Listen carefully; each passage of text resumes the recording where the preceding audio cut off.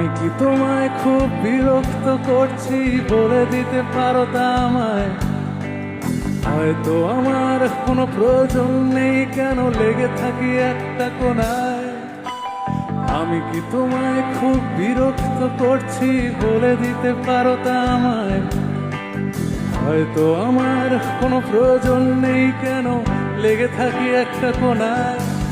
তুমি বলে দিতে পারো তা আমায়, চিঠি লিখবো না ওই ঠিকানায়। আমারও তো মন ভাঙে, চোখে জল আসে, আর অভিমান আমারও তো হয়, অভিমান আমারও তো হয়। হয়তো